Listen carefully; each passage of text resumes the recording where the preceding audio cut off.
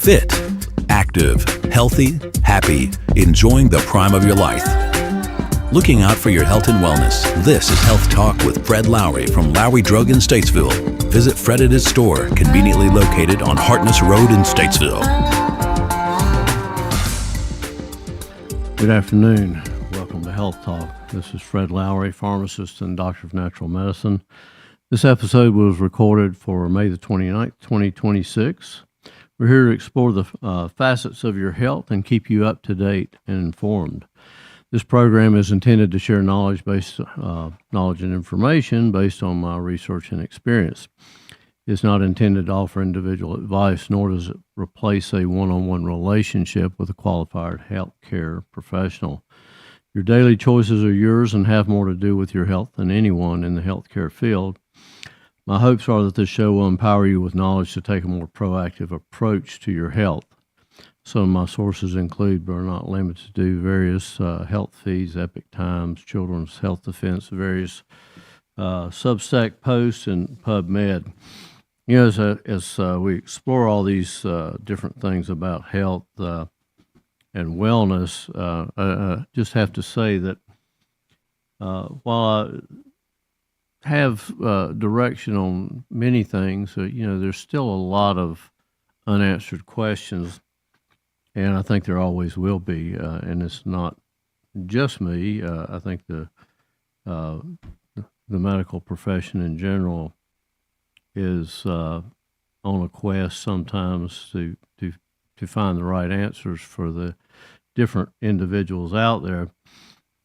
Last week we were talking about the alpha-gal syndrome, the allergy to meat that is supposed to be caused by a tick from a tick bite. And from that, I want to explore some other things, including basic other food allergies, some of the difference in immune responses, the downstream implications of what really happens with the food allergies and the difference. And, of course, there are some food allergies that give you an immediate response, and then some that are delayed response. So one of the things that from the last episode, not last week, but the week before, was this concept of that ticks pick up this alpha-gal component from having blood meals from other mammals, not primates like humans, but from other mammals. And so the curious thing about that, if that is the case, that we get this disease from ticks, which there's certainly a tick bite component here, but as mentioned before, this 2023 study on the Lone Star ticks showed that female ticks that fed on human blood, even through an artificial membrane, had significantly higher alpha-gal levels in their salivary glands than ticks feeding on cows or other mammalian blood. So this is kind of weird because human blood is not supposed to have any of this alpha-gal in it. So the ticks engorging themselves on human blood were making more alpha-gal than if they had eaten a meal on mammals that actually have that. So when you run across things like that, you kind of wonder, well, is it true that that's the whole picture, that you just get it from ticks? But there's more complexity to it than that. And so you've got a lot of contributing things to food allergies. Some we covered a little bit the last episode, but food allergies are multifactorial. And one of the things I mentioned about was the concept of aluminum in vaccines interacting with gelatin that are in vaccines that maybe create the antibodies. And And so aluminum is known to do that. Now, the information out there says there's no evidence that vaccines are a driver of food allergy epidemics, even though vaccines remain part of the broader immune environment discussion. But I would also say there's no evidence that it is not a driver. So that's something to think about. And then, of course, genetics do play a role, but sometimes genetics becomes the scapegoat for things that we don't really understand. So obviously, your gut health, your hygiene, the microbiome, the gut bacteria plays a big role in your health. And an example of how we get our initial microbiome is from our mother through vaginal birth. So C-section births diminish the ability to transfer the microbes. Also transferred through breastfeeding. And of course, there's the concept of we're not living on farms anymore, so we're not exposed to as many pathogens that way. Then we get into the diet, the ultra-processed foods, the lack of vitamin D. So that all certainly plays a role in poor gut health. And a lot of the foods have, ultra-processed foods have emulsifiers. These are surfactants, think of it as soap that can change the intestinal barrier, allowing proteins from foods to enter the gut. And of course, low vitamin D has a role in immune function and certainly allergies. So when we look at the other things, environmental chemical exposures, pesticides, chlorinated water. Of course, chlorinated water kills bacteria, but also alters gut bacteria. But we've had chlorinated water since the early 1900s, and we didn't have, as far as we know, the food allergies that were so rampant, and allergies in general, back then. So, the question is, do the pesticides contribute to the food allergies in the foods? And, the food being recognized as a problem because the pesticide or herbicides there, probably a contributing factor there as well.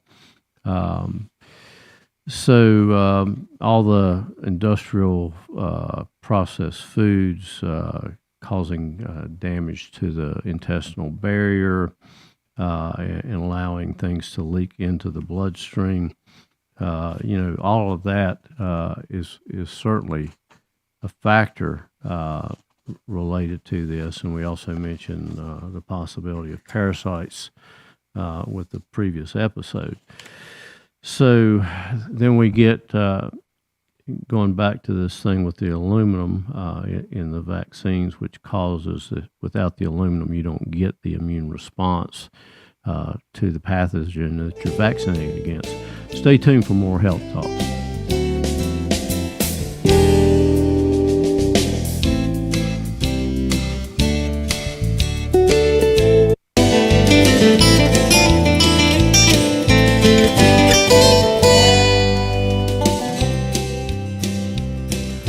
Welcome back to Health Talk. So, talking about the aluminum in vaccines, and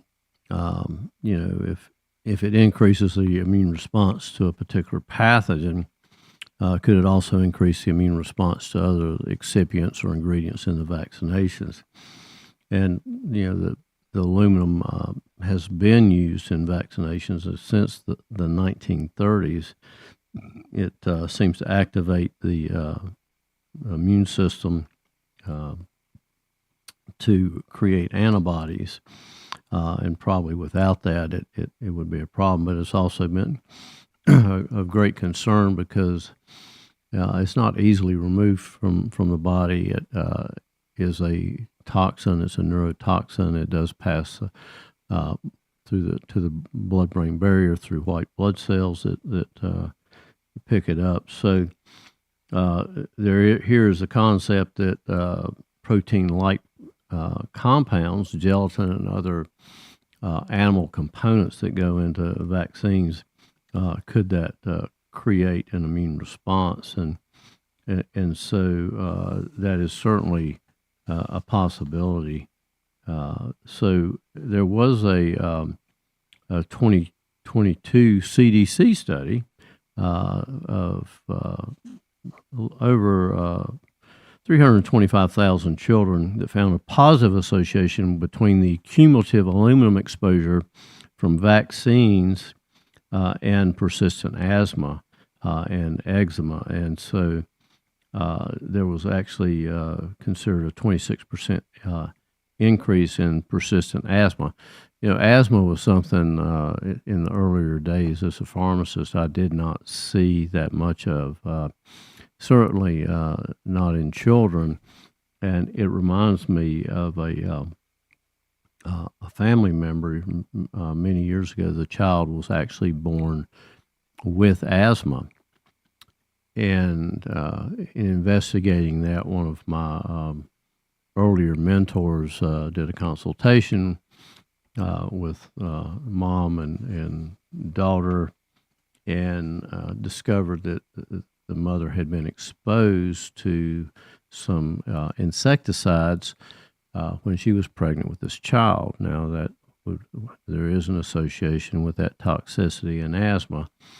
And miraculously, after treatment, this child never had asthma again, which was a system of detoxifying the chemical there. So, whatever the case, there's certainly chemicals that play a role, and that there's another complexity there in environmental exposures. So there is a theoretical mechanism, in terms of making allergies related to aluminum exposure. So that's certainly something to consider. Now, if we get into the different types of allergies, there's an important distinction. There's two basic buckets for that. One is the immediate allergy, and then the delayed allergy. Now, the immediate food allergy is called an IgE mediated. You can remember that E as being immediate, if you will, but that has to do with foods like peanuts, shellfish, eggs, and so there's a huge histamine release related to these foods, usually within 2 hours of eating. Sometimes it's almost immediate, and there's certainly a risk of anaphylaxis with those foods, and it can be triggered by just a small amount of that. So this type of allergy requires strict avoidance. A delayed food allergy is an IgG allergy, and there's kind of mixed immune reactions there. It's more of think about it as more of inflammation related. It's kind of chronic, and it can appear hours or days after eating the food.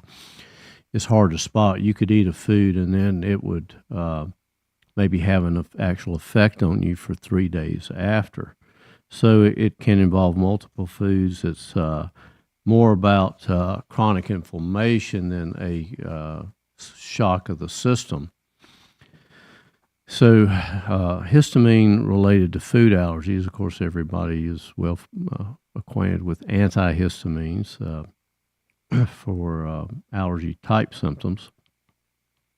But these, when you have the IgE, the immediate antibodies, they bind to these something called mast cells and cause the release of histamine. Histamine widens the blood cells. It causes them to be leaky, hence your runny nose. It irritates the nerves, causes itching, restricts or constricts smooth muscles in the lungs.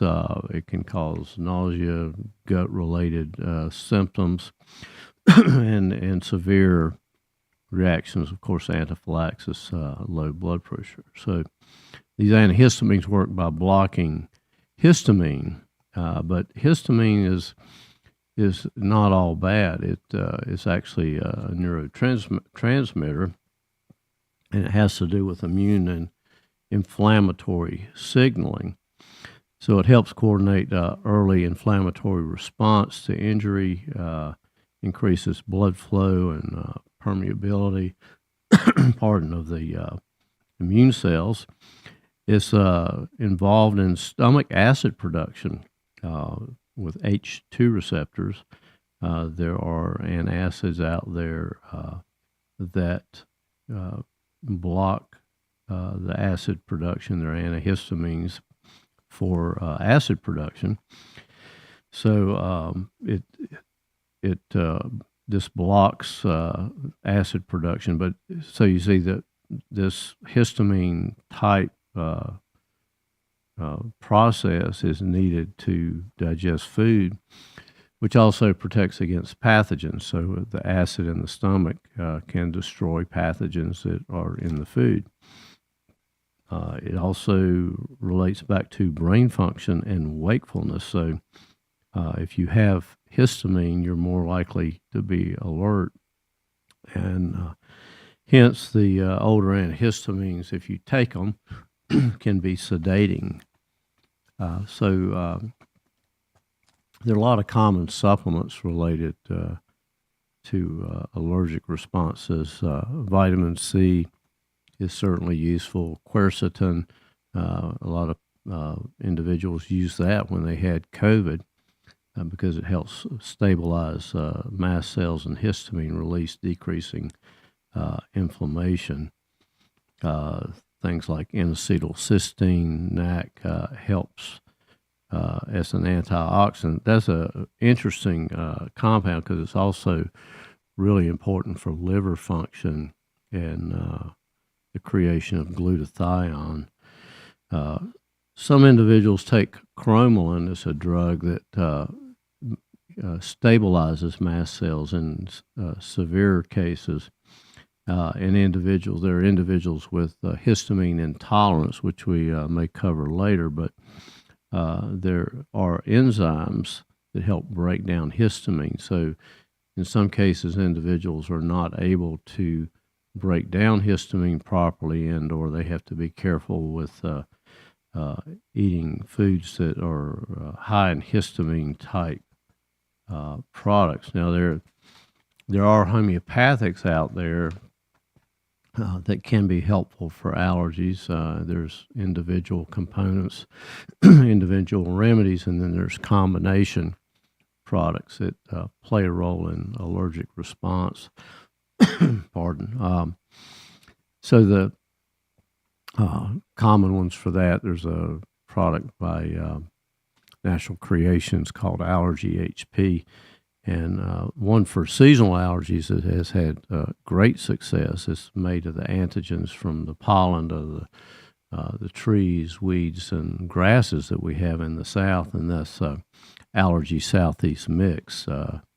So that's a really good product. So there's, in comparing these allergic responses, this IgG response, not the IgE, which is the immediate. When we're talking about basic food allergies that are probably generally not recognized, although they can be, this is probably the IgG is probably the dominant antibody in blood and other fluid. And so it becomes important to understand this because there's a lot of downstream implications to having a food allergy. And so one of the most important things in improving your health is improving your diet for this reason. You're going to be able to get a grasp, I think, on that, because it affects your gut, it affects your hormone balance, your thyroid, your body composition, your brain chemistry. All that's related to food. Stay tuned for more health talk.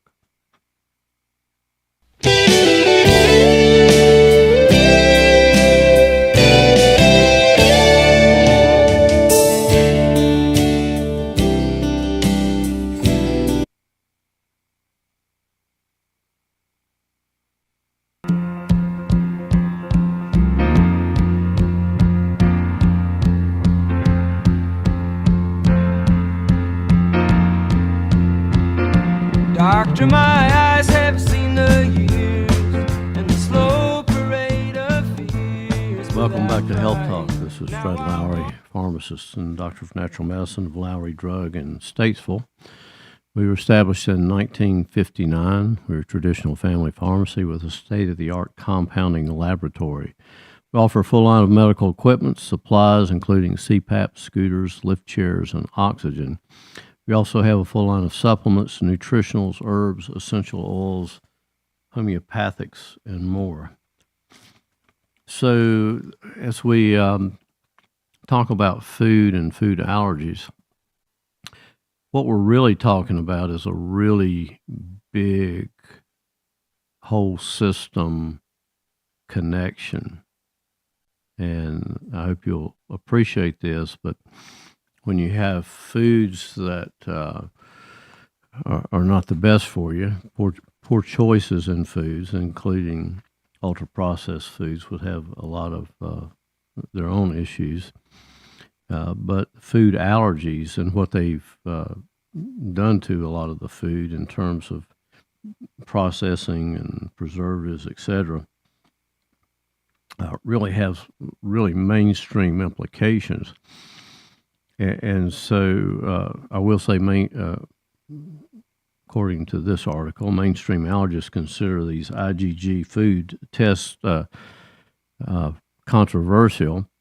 There are tests out there, there are blood tests, and I don't know that they're really controversial, but one of the problems with doing a food allergy test is you can certainly identify foods that are problematic, but if you don't fix the underlying problem, when you change to other foods, your gut may become sensitized to those foods. And there are major food allergies in this category that could be addressed without doing laboratories. But so they don't really treat these kind of foods, but in the realm of naturopathic medicine and functional medicine, we do see patterns between these IgG reactions, gut inflammation, and whole system symptoms. So basically what happens is these foods create a low-grade chronic immune trigger that affects the gut, hormone balance, stress hormones, thyroid, sex hormones, and your brain chemistry. Number one is something called leaky gut. So chronic exposure to these foods causes a gut inflammation and reaction, and it changes how permeable or the gut is. So things can leak out of the gut into the bloodstream. And now you have another problem, particularly with proteins and things that have not broken down properly, particularly if you're not digesting your food well. So these larger food fragments enter the bloodstream, you get a inflammatory reaction, and the gut gets inflamed. Now, the other thing that this doesn't mention, other than gut symptoms, bloating, gas, can include headache and fatigues. But when this gut wall is compromised, you're also not properly absorbing nutrients. So that could certainly be a problem. And you get chronic inflammation in the gut, disruption of the natural barrier, which also involves the microbiome, the bacteria. And now you get a stress response, and your body makes cortisol to deal with this inflammation. This comes from a brain signal. It's called the HPA axis, which is hypothalamus, pituitary, adrenal. So there's this relationship between the hypothalamus and the pituitary in the brain that does the signaling for all the hormones, and the adrenal glands of the kidney that relate to stress. And there's a relationship that has feedback loops back and forth to say, we need more of this, we don't need any more of that. But this cortisol causes dysregulation of a lot of things and can contribute to you being tired, decreased stress tolerance, problems with sleeping, and inflammation. And so initially, when you get high cortisol, it also suppresses other immune functions. And some of these immune functions actually protect the gut. So what the results are, basically, you have the individual that is the classic wired and tired patterns from adrenal functions. And the longer you have these food allergies, the more likely you are to maladapt in terms of your circadian rhythm and your energy cycles and your sleep cycles. And all of this impacts your thyroid. So now you have that body composition situation. So all this inflammation, this can reduce the conversion of thyroid hormone. This is there's a T4 thyroid hormone converts to the active T3, and when you're under stress, it actually makes the mirror. Can reduce the conversion of thyroid hormone. This is there's a T4 thyroid, so it looks like T3, but it doesn't have the same function, and so low thyroid activity also can show up as hypothyroidism. The other thing for individuals that are have issues, the molecule is similar. Now then we get into your sex hormones and estrogen balance, including estrogens. So chronic inflammation and immune overload can impair detoxification and the ability to break down these hormones. And so that can create estrogen dominant kind of patterns in women with their hormone balance, where they don't have enough progesterone to balance out that estrogen side. And then, this inflammation can also alter testosterone production with men. And so now you've got a food allergy that is impacting all kinds of things. And most of you already have a clue as to the food allergies that we're talking about. And I'm going to tell you what those are in a little bit. But the next step is getting into that brain chemistry of how all these hormones play a role. And so in the gut, you have to break down protein, and that's where you might make serotonin and dopamine, all these neurotransmitters, and all this is a interactive kind of network between the gut and the brain. And so you can get chronic inflammation, changes the neurotransmitters, the brain chemistry, metabolism, can promote a quote-unquote sickness kind of behavior, which is low mood, fatigue, brain fog, lack of being able to experience pleasure, and anxiety. And so also accompanying that, you can get headaches, migraines, irritability. So now we've got an imbalance in neurotransmitters that impact mood. Stay tuned for more health talk. This is Fred Lowry of Lowry Drug in Statesville.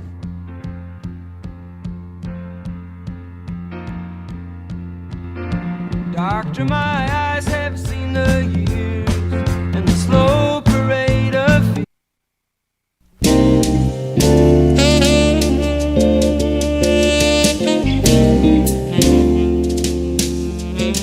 Welcome back to Health Talk. This is Fred Lowry talking about food allergies, and so here's the chain, the cascade of things that happen. Not necessarily in this order, but the food triggers a gut immune activation. You get leaky gut, you get inflammation, you interfere with the brain regulation of hormones, including cortisol, you alternate thyroid conversion, impair the body's ability to handle estrogen and testosterone, and changes the neurotransmitter dynamics.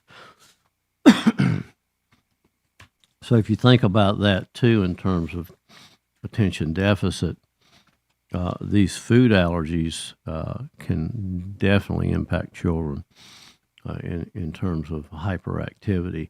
And what the cortisol does is it lowers the threshold for brain activity. And so it's like lowering the gate for the flow of information in the brain. This happens with adults too, obviously.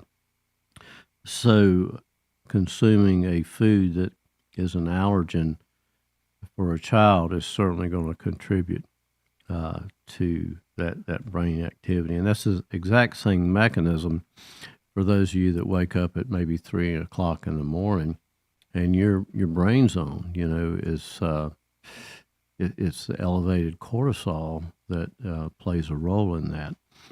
There is a way to reset that. My favorite supplement for that is a phosphatidyl complex product by Natural Creations, and you take that in the evening, and it helps resensitize the brain to the feedback that the cortisol is too high, and eventually you're able to go back to sleep.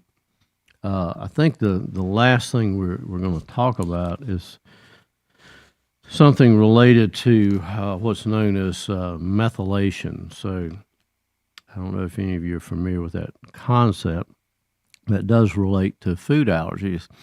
And methylation basically is a chemical tag of a methyl group in the body, and it can interact with the DNA and proteins.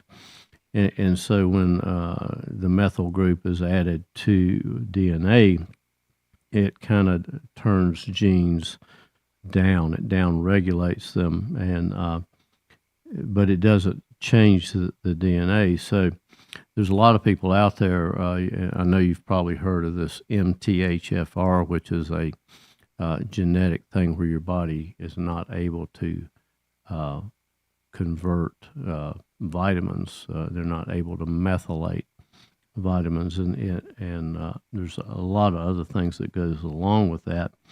But basically, this methylation is an epigenetic modifier for genes. Epigenetics are the environmental things that change the expression of genes, and so that's some of the genetic aspect of some of these foods. And there is certainly a genetic aspect, and some of it's tied to blood types, and you can look up blood type diets. A little more complicated, but it does play a role in the blood type being that we came from different parts of origins of the earth. So, and while we're talking about this, you already know that the two biggest offenders for with food allergies is wheat and dairy, and I think part of this is due to environmental type things, but also there's a tremendous amount of chemicals associated with the farming of wheat and oats in particular. the use of glycophosphates that alter um, gut bacteria. It's an antibacterial. It's a chelator. It binds up minerals. It goes on and on and on. And then you get into the preservatives that go into wheat products. So universally, unless you're eating organic wheat, like Ezekiel bread as an example, then you're going to have the potential for chronic inflammation, gut inflammation, fluid retention. So anybody with any kind of chronic inflammation, just eliminating wheat, you can get some big gains in terms of your inflammatory response. And then the other one, of course, is dairy. And both of these relate to the proteins in these foods. Our dairy is certainly different than it used to be, particularly around cheeses where they're using organisms made by our pharmaceutical giant Pfizer as enzymes to make cheese. So there's another piece of that puzzle there, perhaps, but nonetheless, the point is that these foods are allergenic to many people, and it's just part of a diet that's really not helpful. But going back to this methylation, the methylation does affect food allergies, mood, and liver. So, part of this too, in terms of mental health, not being able to methylate properly can result in depression, because it's crucial for making and regulating neurotransmitters like serotonin. One of the products that seems to be helpful for some individuals is something called SAMe, and it basically helps donate methyl groups. So poor methylation also relates to low folate, B12.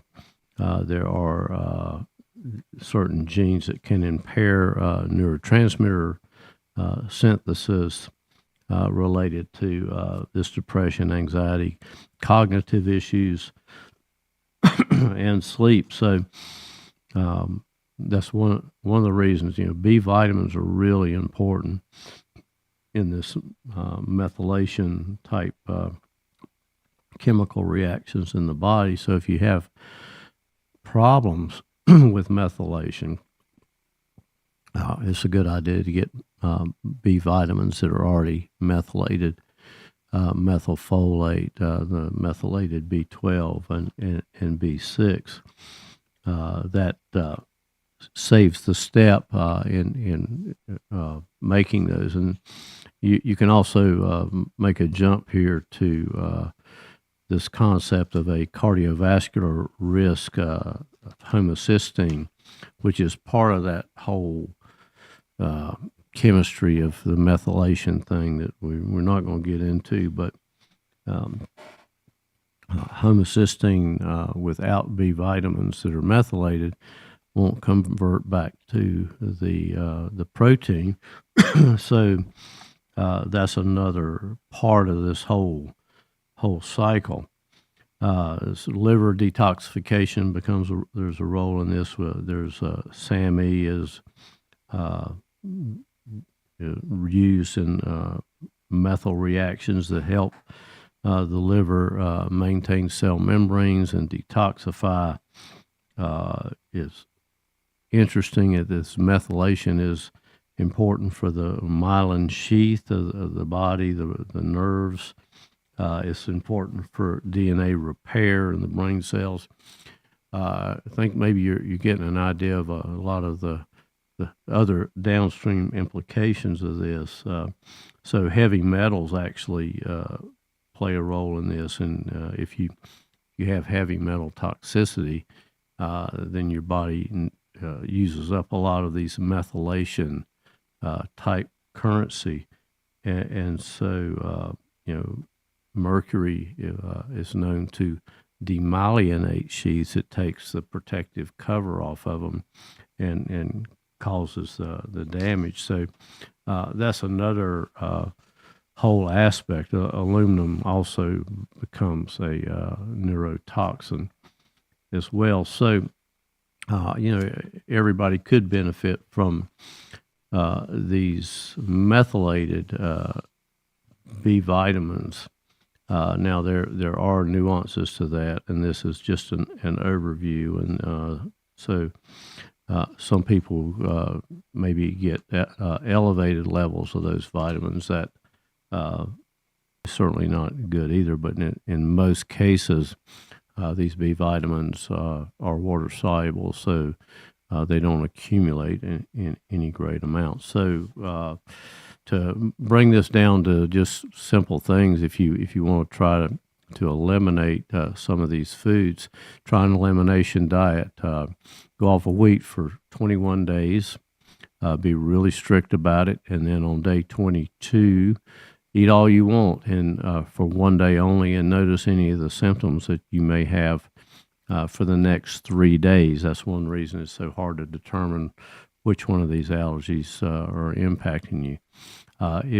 Particularly if you have inflammation, if you have a lot of allergies, sinus-related things, try eliminating dairy for 21 days and see what happens. And keep in mind that all of this immune response thing is relevant to the overall toxic load and the things that you're exposed to. So the more of that you have on board, the more likely you are to experience symptoms.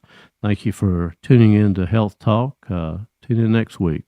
Have a great weekend. This is Fred Lowry at Lowry Drug in Statesville.